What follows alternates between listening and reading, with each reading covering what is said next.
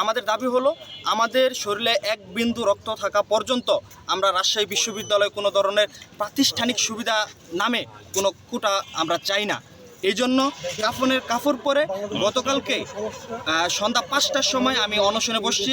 প্রায় 19 ঘন্টা হতে চললো, আমি না খেয়ে আমার হাত পা এখন অলমোস্ট কাঁপতেছে।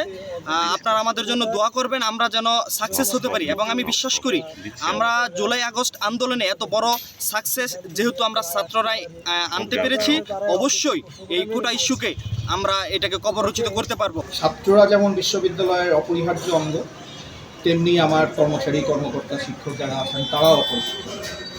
এবং ছাত্রদের যে অবস্থান আজকে তারা যেটা করছে এটা তাদের যেমন একটা গণতান্ত্রিক অধিকারের ব্যাপার, তেমনি শিক্ষকরাও কিন্তু ইচ্ছা করলে বিভিন্ন আন্দোলন কর্মচারীরা করতে পারে না। তো আপনারা এটাও জানেন যে 21 তারিখ থেকে তারা কমপ্লিট শাটডাউনে চলে যাওয়ার কথা বলেছিলেন এবং আমরা অনেকভাবে আলাপ আলোচনা করেছি এবং এটা থেকে তাদেরকে ফেরানোর আসলে আর কোনো উপায় ছিল না। এবং এটা যদি ওনারা করতেন কালকে থেকেই শুরু হয়ে যেত। বিশ্ববিদ্যালয়ে লেখাপড়া এবং গবেষণা, পরীক্ষা, একই সাথে যে রাকসু আন্দোলন নিয়ে এখন সারা দেশ তাকিয়ে আছে, রাকসু যে নির্বাচন, এটাও সম্পূর্ণ, এটা অ্যাবসলিউটলি ইম্পসিবল হয়ে দাঁড়াতে পারে। তো এই পরিস্থিতিতে ভর্তি উপকমিটি, তারপরে হচ্ছে যে ভর্তি কমিটি, প্রাতিষ্ঠানিক সুবিধা নিয়ে যে কমিটিগুলো কাজ করছিল, তারা একটা ওয়ে আউট বের করার চেষ্টা করছে বিভিন্ন শর্ত পদ্ধতি। তো দেখতেই পাচ্ছেন যে তারপরে অনেক কথা আসছে আর কি।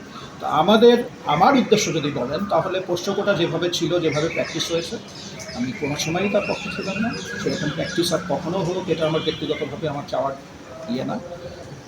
একই সাথে আমার দায়িত্বের জায়গা থেকে আমাকে নিশ্চিত করতে হবে সবাইকে সাথে নিয়ে যেন বিশ্ববিদ্যালয়টা সুন্দর করে চলে। এটা একটা হিউজ চ্যালেঞ্জ এবং সেই চ্যালেঞ্জের মধ্যেই আমরা আছি।